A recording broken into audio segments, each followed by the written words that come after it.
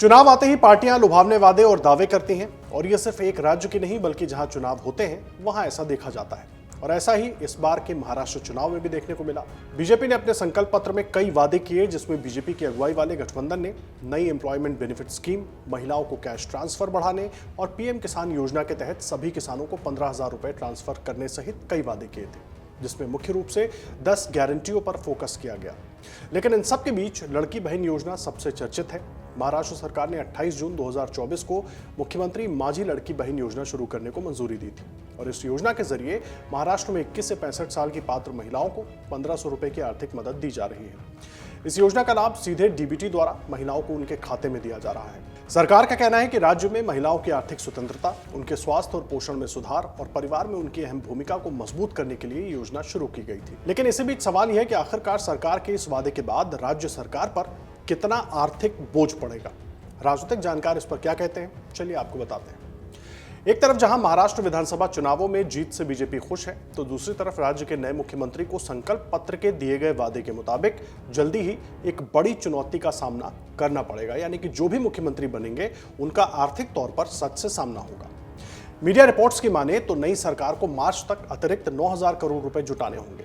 अगले वित्त वर्ष के लिए उसे अतिरिक्त 35,000 करोड़ रुपए का इंतजाम करना होगा।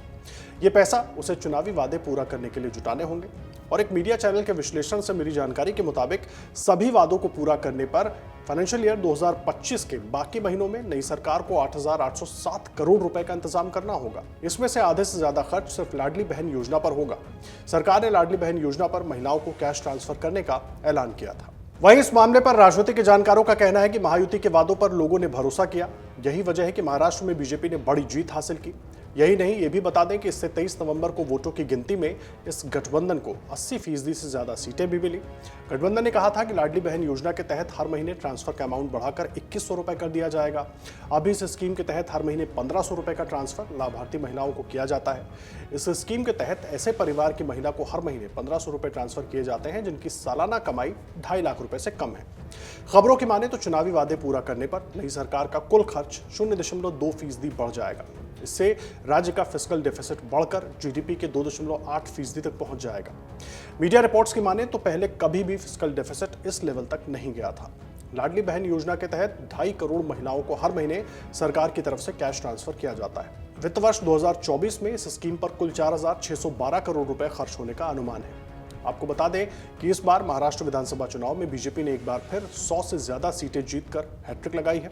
वहीं चुनाव में बीजेपी को सबसे ज्यादा 26.77% वोट मिले हैं और चुनाव आयोग के मुताबिक बीजेपी ने 149 सीटों पर चुनाव लड़ा और 132 सीटों पर जीत हासिल की और 1,72,93,650 वोट हासिल किए। इससे पहले 2014 में बीजेपी ने 122 और 2019 में 105 सीटें जीती थी। वहीं कांग्रेस का प्रदर्शन ज्यादा खास नहीं रहा।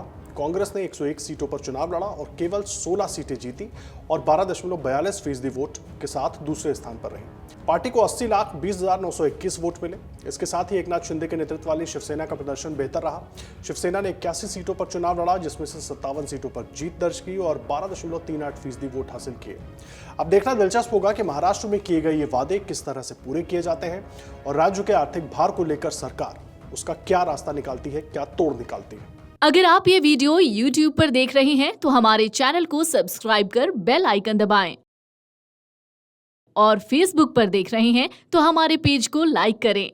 8 मिलियन प्लस सब्सक्राइबर, आपके इस भरोसे के लिए बहुत धन्यवाद।